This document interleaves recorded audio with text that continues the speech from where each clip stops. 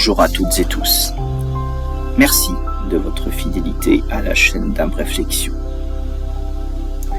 Récemment, plusieurs abonnés m'ont interrogé au sujet d'une question importante, voire même fondamentale, que bien des internautes éludent la plupart du temps, le plus souvent d'ailleurs par méconnaissance, afin de soutenir en 2026 que les déclarations formulées en novembre 1984 par Muriel Paul, ayant impliqué son beau-frère décédé pendant l'instruction, auraient été formulées en raison du comportement et de propos des gendarmes, dont l'intéressé notamment a par la suite accusé les militaires.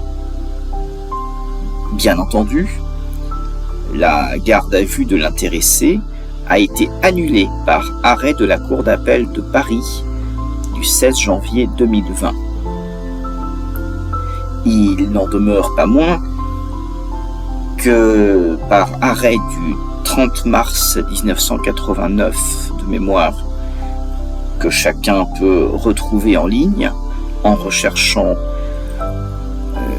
ouvrez les guillemets, Cour de cassation 88-6 87.445, fermez les guillemets, la chambre criminelle de la Cour de cassation a purement et simplement rejeté le pourvoi des consorts La Roche-Paul contre l'arrêt de non-lieu du 24 novembre 1988 qui avait été rendu par la chambre d'accusation de la Cour d'appel de Dijon dans le cadre de l'instruction des chefs de faux en écriture publique et usage, subornation de témoins et violation du secret de l'information,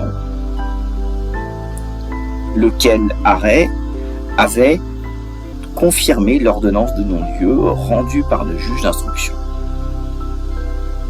Ce faisant, la Cour de cassation a rendu définitif le non-lieu prononcé au bénéfice des gendarmes.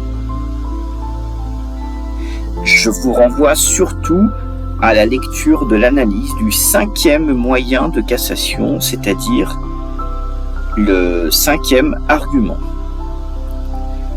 Vous verrez que la Cour de cassation démontre que les différents propos ou menaces invoqués ayant au dire des plaignants conduit à la mise en cause par l'intéressé de son beau-frère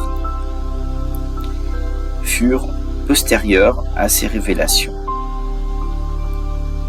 Vous verrez que la démonstration opérée par les hauts magistrats de la Cour de cassation se fonde sur les déclarations de l'intéressée elle-même.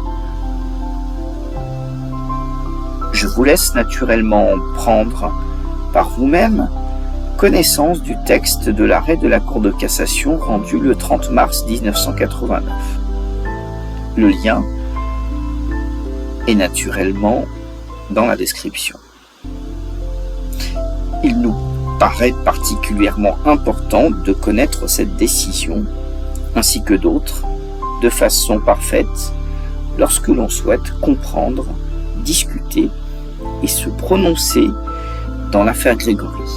Je vous remercie.